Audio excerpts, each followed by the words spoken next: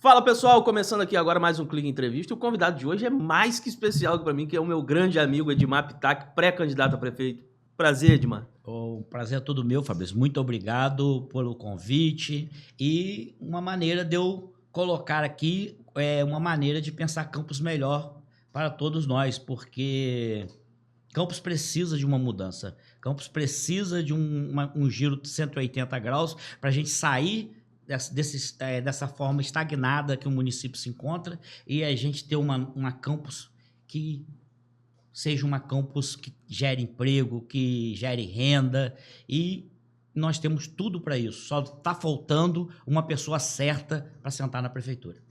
Edmar, vamos começar então falando desse projeto político seu de pré-candidato a prefeito. Todo mundo foi pego de surpresa essa semana com essa notícia que você se lançou pré-candidato pelo Agir. Como que aconteceu esse movimento e por que ser pré-candidato a prefeito? Fabrício, eu desde a eleição de 2020, eu me coloquei como pré-candidato no partido que eu estava filiado, o PROS, e naquele momento, Vladimir não queria vir candidato.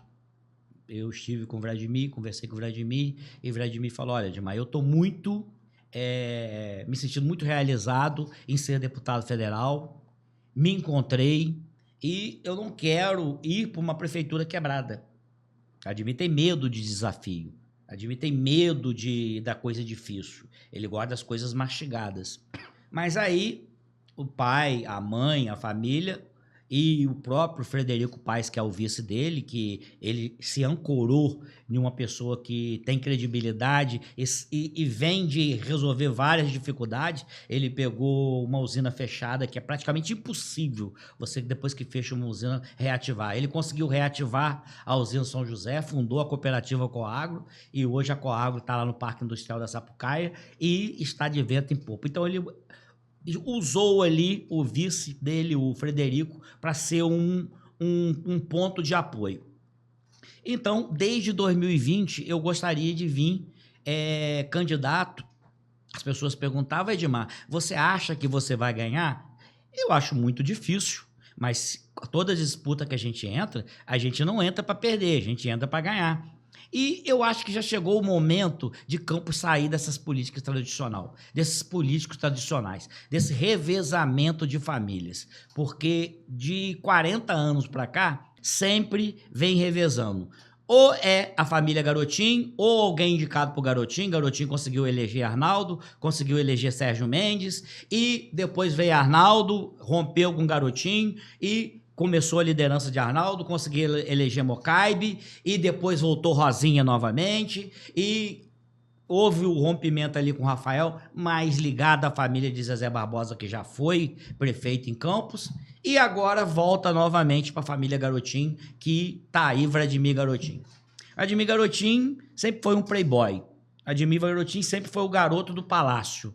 Vladimir Garotinho nunca trabalhou, até tentou, mas tudo que ele empreendeu, ele quebrou. Então, ele está empreendendo com o nosso dinheiro público, com 3 bilhões, ele está conseguindo tocar a prefeitura, mas como? Não pagando conta de luz, não repassando dinheiro para os hospitais contratualizados. Está gerando uma crise. O Hospital Plantador de Cana, que é referência em maternidade, em partos e em partos complicados, todos direcionam esse parto complicado para lá. Acompanhamento pré-natal e também atendimento à criança. Eles só estão atendendo a emergência vermelha. Por quê? Porque a prefeitura não paga o repasse há 2 anos. E isso com dinheiro. E não é só os plantadores, não. São os 4 hospitais contratualizados. Plantadores, Beneficência, Santa Casa Misericórdia e o Hospital Escola Álvaro Alvim. Mas aí entra um ponto, Edmar. Você fala que Vladimir não sabe administrar, que tudo que administrou quebrou. Só que ele pegou a prefeitura com 1 bilhão e 600 de orçamento. Ele transformou isso em 3,1. Não é mérito dele? Calma. Fabrício, Campos é 100% dependente dos royalties. Ele não transformou 1.600 bi em 3 bi. Os royalties aumentaram. A planilha dos royalties aumentaram. Vladimir teve, sim, um mérito quando ele assumiu. A prefeitura não tinha dinheiro para pagar.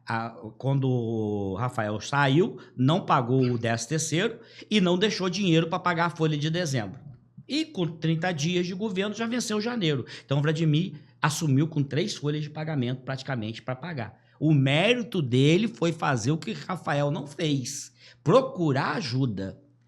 Sair do gabinete. Em vez dele ficar sentado na cadeira de prefeito, não tem dinheiro, não tem dinheiro, não tem dinheiro, ele foi procurar ajuda. E encontrou lá um governador solícito, um governador que estava assumindo, que era o Cláudio Castro, e Cláudio Castro, na época que ele assumiu, era Cláudio Castro, já era Cláudio Castro. E Cláudio Castro começou a ajudar, pagou essas 3 folhas, fez diversos investimentos em campo, mérito de Vladimir. Claro que se não tivesse ninguém para provocar, hoje nós temos lá daqui de Campos também, o presidente da Alerj, que foi secretário de governo de Cláudio Castro, e também tem um ótimo relacionamento com o Cláudio Castro.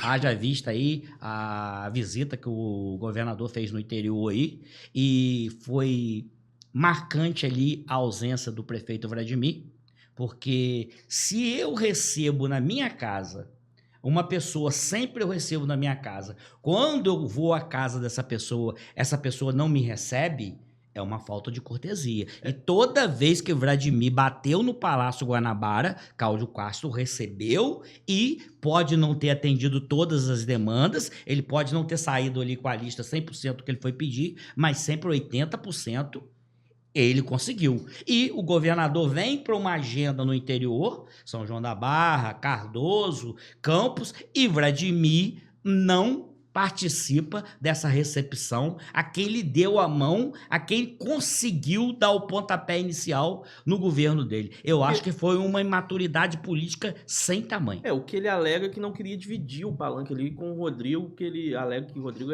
agride as pessoas, essas coisas assim. Então essa foi a justificativa dele, né? Presta atenção. Se ele acha que... Qual Rodrigo? Amorim ou Rodrigo Bacelar? O Bacelar que estava ali. Como que ele acha que o Rodrigo agride se ele fez pacificação com o Rodrigo? Então, quando é conveniente para ele, ele faz pacificação. Quando não é conveniente para ele, ele usa o discurso de agressão. Então, ele tem que se decidir. Rodrigo Vladimir é agressor ou é pacificador? Porque quando o seu discurso é favorável para a agressão, você vai... Há muito tempo que eu não vejo o Rodrigo falar nada. Inclusive, na última entrevista que ele te deu aqui, ele foi muito delicado com o Vladimir. Ele foi muito cavaleiro com o Vladimir.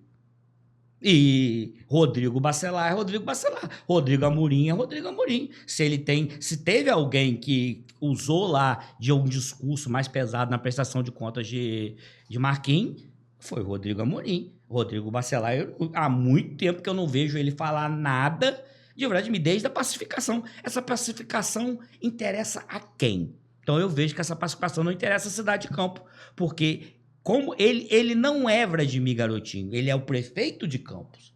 Então ele tem o dever como prefeito, como representante maior do município, de estar sim ao lado do governador.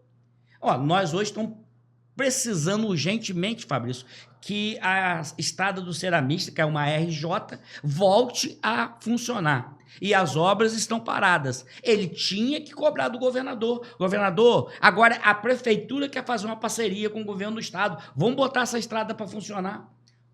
O trânsito pesado passando dentro de Campos e essa situação não tem como. É muito maquinário. Tem maquinário que só passa de madrugada. Por quê? Porque não pode passar aquele maquinário ali no horário comercial, porque não tem como passar. Acaba gerando muito acidente, né? Mas voltando à parte da sua pré-candidatura, de onde isso surgiu? Como que foi esse arranjo dos bastidores? Olha, nós tivemos uma reunião na sede do nosso partido na segunda-feira agora. E eu havia assumido o partido justamente por Vladimir abortar. Ele abortou. Ele estava gerando no seu ventre o agir.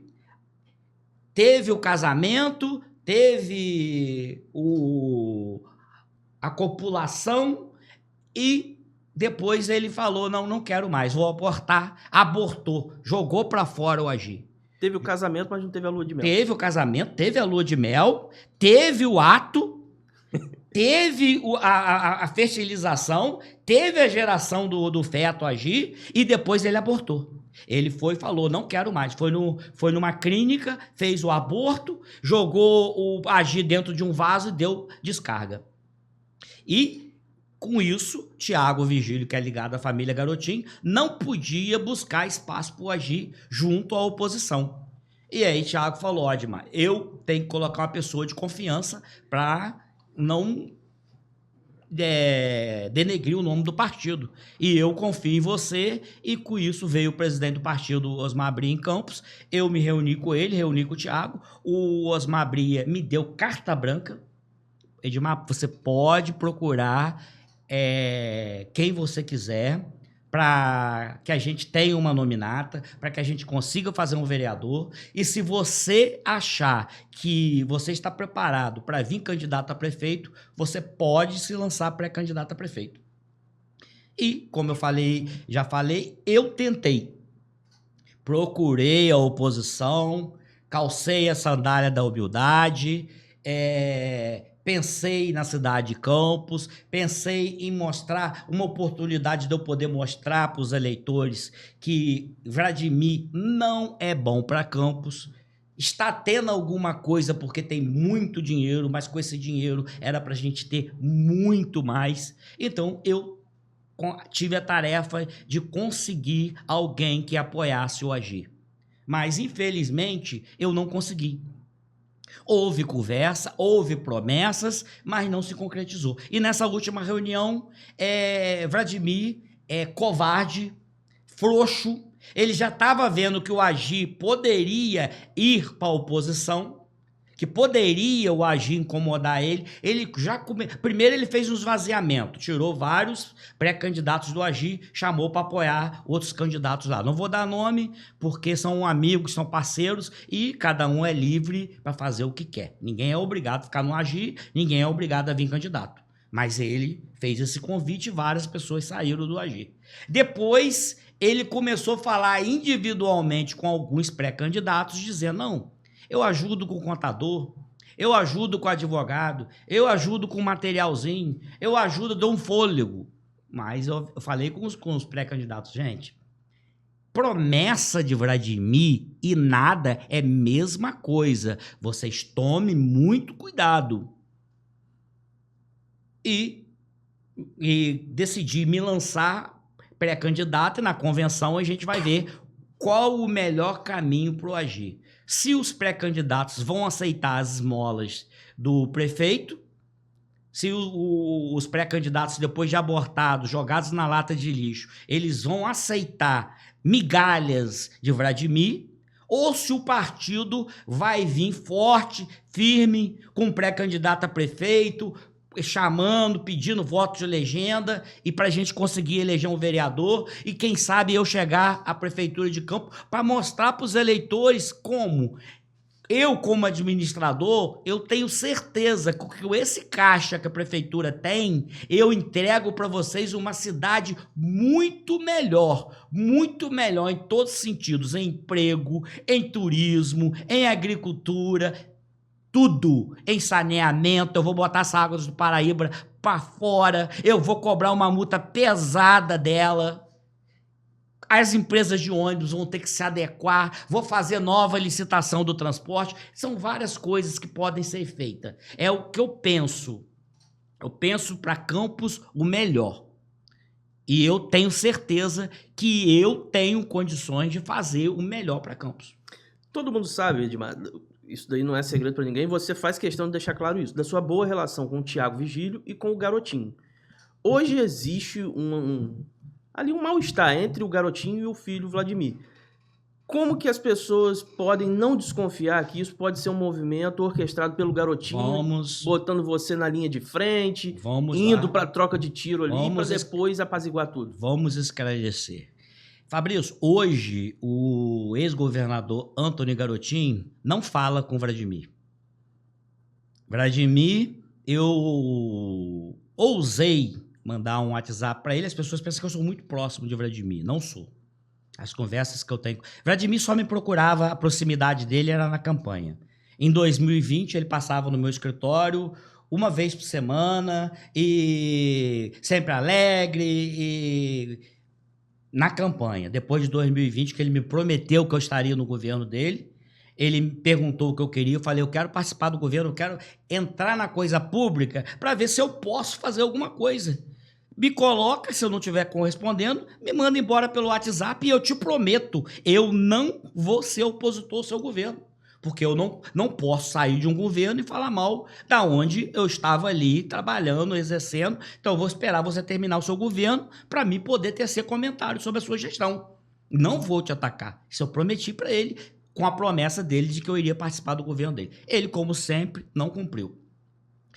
Vladimir e o pai hoje não estão se falando. Eu ousei mandar para ele uma publicação que o pai dele fez no Instagram, dizendo que a pior traição era a traição do sangue do seu sangue, que é um veneno mortal. E eu mandei aquela publicação para Vladimir e coloquei o seguinte comentário. Prefeito, o senhor me jogar na lata do lixo é até aceitável. Agora você fazer isso com seu pai, você sabe o que ele respondeu? Seu babaca, não mexa com a minha família, não entre na minha família. Mas, ora, desde que vai para as redes sociais, não fui eu que fui lá na casa de Garotinho procurar se estava havendo desentendimento entre Vladimir e Garotinho. Foi para as redes sociais. Clarissa fez uma postagem dizendo que o poder mostra o caráter.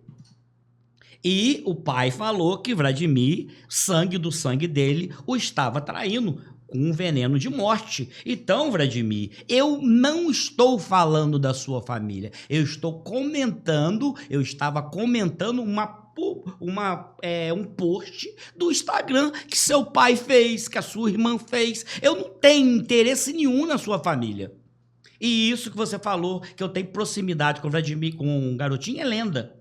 Eu não tenho proximidade nenhuma com o Garotinho. Eu tenho uma afinidade. Eu gosto de Garotinho. Eu admiro o Garotinho pela trajetória política dele. Eu o admiro e eu torço que ele volte ao cenário político. E eu acho que isso não é vontade do filho dele. O filho dele não quer dividir o palco, que ele acha que agora ele é o líder do grupo. Ele não quer que o pai volte à política. Ele quer aposentar o pai. Só que Garotinho não permite isso. Tanto é que eles não estão se falando. A minha amizade com o Thiago Virgílio, sim. A proximidade minha com o Thiago Virgílio, sim. É verdadeira e é sincera. Eu tenho proximidade, eu falo quase que diariamente com o Thiago Virgílio. Agora, Garotinho, a última vez que eu falei com o Garotinho foi quando o Vladimir ligou para ele, dizendo, papai, Edmar vai se filiar ao Republicanos. A última vez que eu falei com o Garotinho, que quem ligou foi o Vladimir. E botou no Viva Voz e Garotinho falou que bom, Edmar merece estar vereador, Edmar vai ser um bom vereador, se conseguir chegar, vai ser um bom vereador, vai somar na Câmara. E depois houve aquele movimento, todo mundo sabe, foi para lá, virou um chiqueiro e eu não me permito estar onde tem porca, onde tem porco, eu saio. Então, eu saí e permaneci no Agir. Você falou agora há pouco também sobre os problemas da cidade, da saúde, transporte, saneamento. Vamos falar especificamente do transporte, que eu acho que é o maior problema da cidade hoje, que até o Vladimir já falou que é o calcanhar de Aquiles do governo dele. Existe o problema. Como que resolve esse problema, Edmar? Fabrício, o transporte, hoje, não sei se você sabe, o acordo que havia com as empresas de ônibus era o prazo de 2 anos para construir os terminais, para que as vans deixassem de entrar na cidade. Ia haver aquele transbordo, as vans iriam até os terminais, 3 terminais, 16 milhões de reais, um absurdo. Todo mundo sabe que aquele terminal não tem obra, não tem formato para 3 terminais custar 16 milhões. Não, 16 eu acho que é só o de travessão. Não, são os 3. 16 milhões são os 3 terminais. Travessão, ali na Baixada Dodana e Ururaí. Os 3 terminais, 16 milhões. Bem, os terminais estão lá parados. Só colocaram o tapume e colocaram uma estrutura metálica. E hoje, as empresas de ônibus podem impedir as vans de entrar na cidade. Por que elas não fazem isso? Porque elas não têm capacidade de transportar a população. Se as vans pararem de atender a população, os ônibus não conseguem satisfazer a demanda de pessoal. E com isso, a população sofre, porque Vladimir nem o que ele prometeu ele fez, que seria esses terminais, seria uma forma de... Outra coisa, quando começou a quebradeira dos ônibus em Campos, com a passagem a R$1 lançada por Rosinha? Mas havia o subsídio. Só que o subsídio a prefeitura paga quando quer. E os custos das empresas são mensais e tem vencimento. Óleo diesel, você comprou, você tem que pagar. Funcionário, todo mês você tem que pagar. Manutenção, pneu e toda a parte de suspensão no ônibus, motor, renovação da frota. Então, essa parte da tarifa que Rosinha tinha que passar, ela não passava. Aí houve aquela compra daquela frota. Muita gente fala erroneamente. As empresas de ônibus não pagaram a prefeitura, não pagaram o Fundecam. Isso. Mas o que acontece? Se for fazer, Fabrício, um acerto de contas, a gente tem que ser justo. Se for fazer um acerto de conta, uma planilha na justiça que já corre, um acerto de conta, quanto que a prefeitura deve às empresas de ônibus, do repasse, do subsídio, quanto que as empresas de ônibus devem ao Fundecam? A prefeitura deve muito mais do que as empresas de ônibus devem. Então, as empresas de ônibus pagaram, sim, por aqueles ônibus. E não há necessidade de Vladimir pegar 540 milhões com o governo federal, um PAC, que é o Plano de Aceleração do Crescimento, para prefeituras que tenham um orçamento equilibrado, que possam planejar esse pagamento. Campos não pode planejar empréstimo. Campos não pode planejar pagamento de empréstimo. A qualquer momento, a gente pode ter uma diminuição drástica dos royalties. Se o Supremo Tribunal Federal decidir, com a ação direta de inconstitucionalidade, que só os municípios produtores de petróleo têm direito aos royalties, se esses royalties forem abertos para todos os municípios, Campos vai quebrar. Campos hoje é totalmente dependente dos royalties. Nós tivemos aí mais de 40 anos para poder usar os royalties, para poder se libertar dele.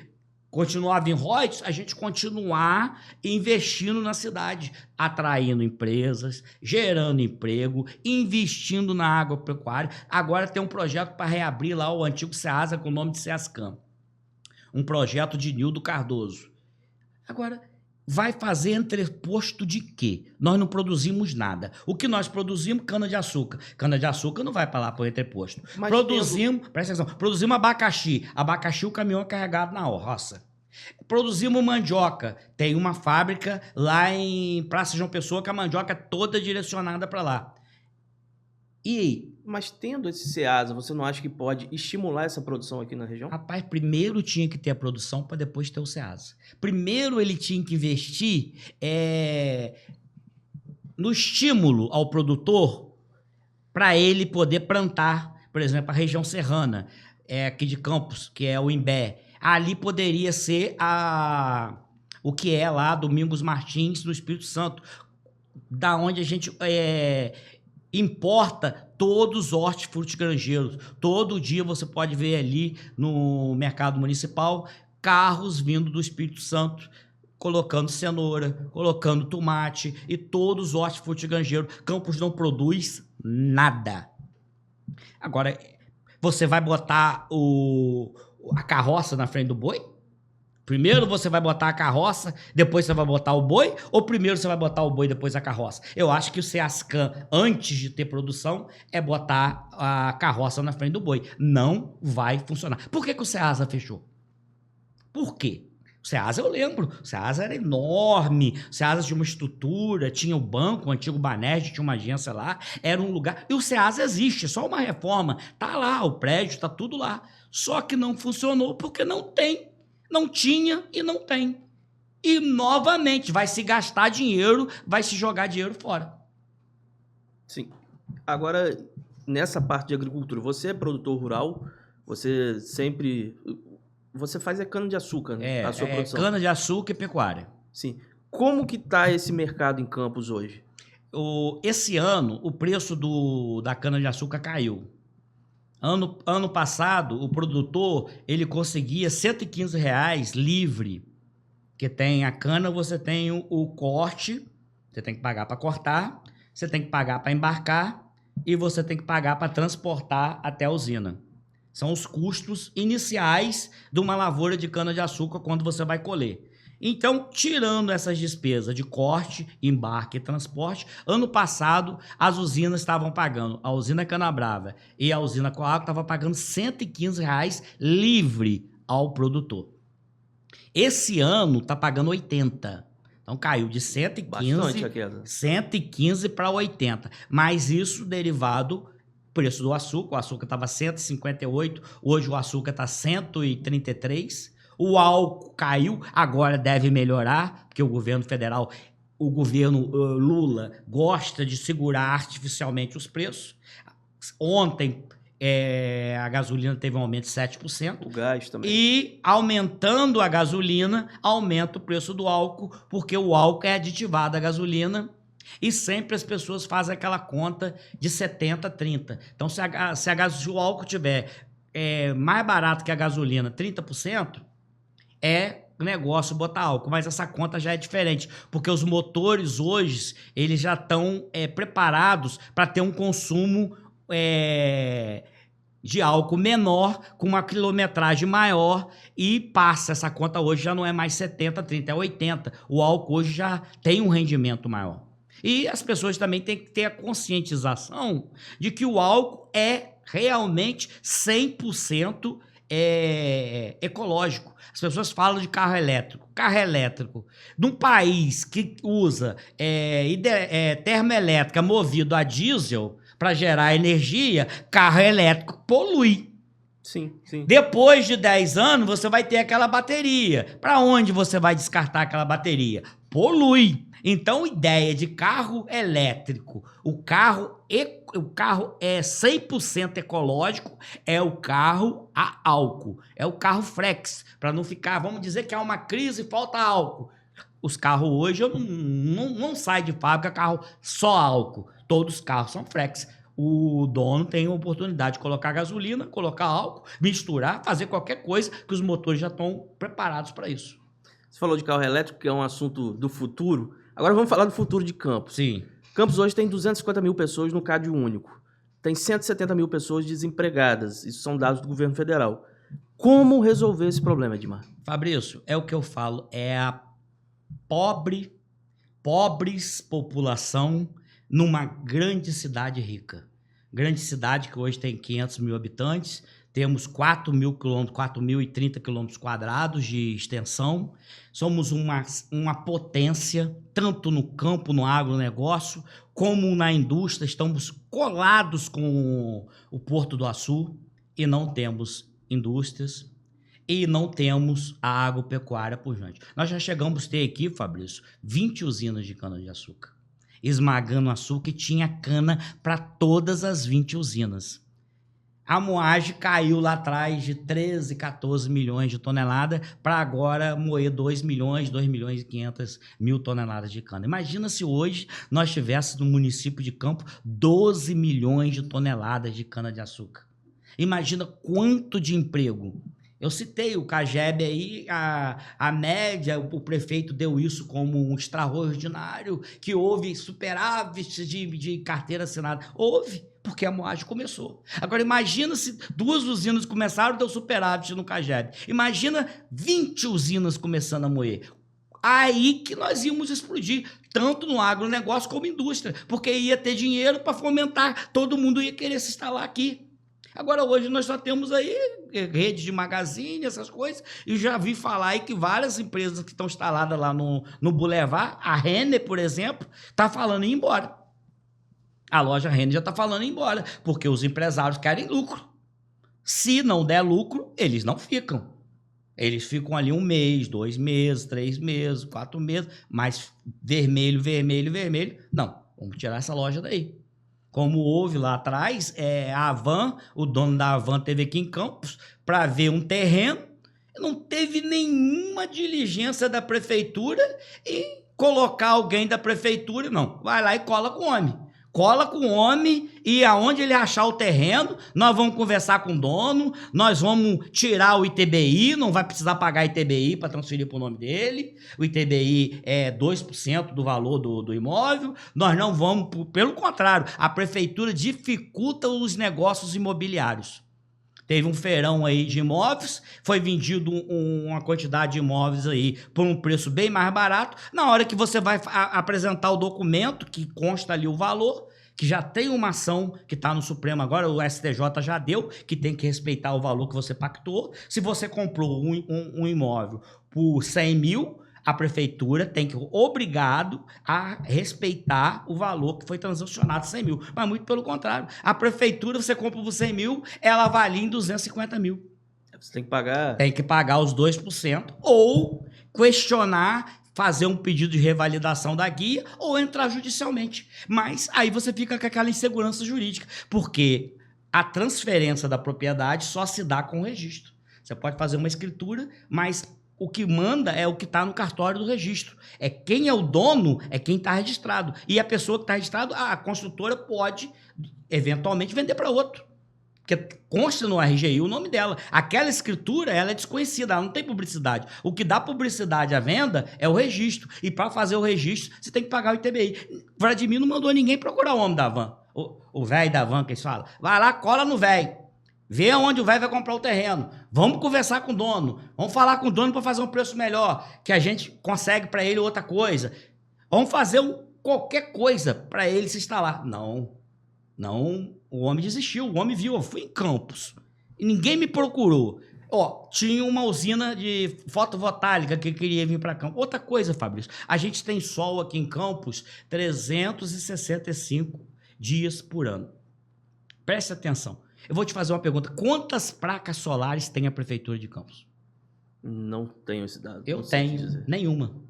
Nenhuma placa solar a Prefeitura de Campos tem. Ela deve mais de 60 milhões a Enel, mas Vladimir nunca se preocupou em fazer uma geração de energia para que, pelo menos, a iluminação pública fosse de energia fotovoltaica. Nunca. Nós temos aí diversos prédios públicos e nenhum tem uma placa fotovoltaica, porque Vladimir não sabe administrar. Voltando à parte da geração de empregos, hoje existe também, dos candidatos de oposição, atacam muito o governo por conta dos RPAs. Só que também os RPAs acabam esse ano, por uma determinação do Tribunal de Contas. Como gerir a máquina pública sem esses RPAs? Não. Acaba esse contrato vergonhoso, que não dá direito nenhum ao trabalhador.